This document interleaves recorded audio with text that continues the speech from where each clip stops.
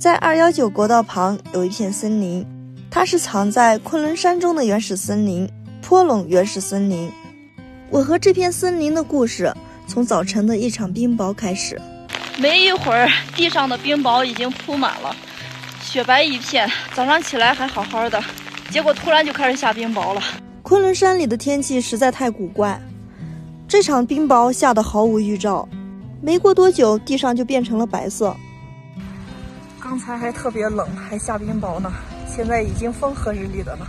可能大山里的冰雹就是如此吧，来得及，去得也急。我和大纪吃点东西，准备去巡山。这个原始森林的票价是35，区间车呢是8块。离那个门口有3公里远，因为我拉着大纪呢，现在是上坡，我怕拉不住他，然后又有点累，等下来的时候呢，可以走下来。这就是藏在昆仑山中的原始森林。这边的生态条件特别好，因为我刚才看到了一只旱魃，也就是土拨鼠。你走慢一点，有点颠。哎，跑了！这里的空气太好了，这已经到达区间车的终点了。然后现在我们需要顺着这个台阶往上走，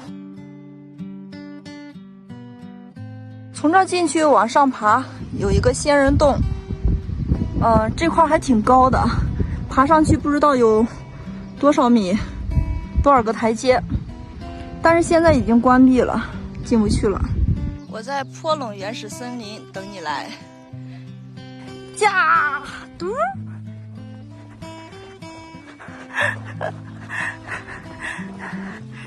这条路又被禁止通行了，已经第2条路了，只能顺着旁边这条小路往上爬了。这里面的风景还不错，挺凉快的，但就是太高了。这还有好远，我决定放弃了。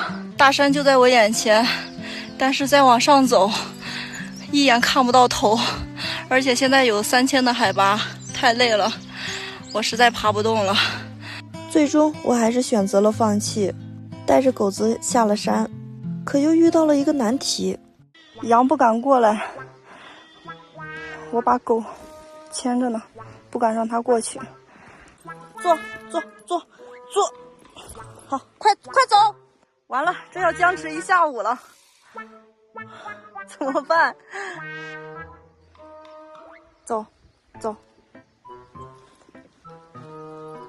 慢点，这是人家的地盘啊，你别嚣张啊！走。哎，跑了，好了，人家都给你让路了，你还怎么着啊？走吧，咱们。我拍到了表情包，现实生活中的表情包，土拨鼠，它还在那儿叫呢。虽说中途选择了放弃，但一样还是拍到了美景。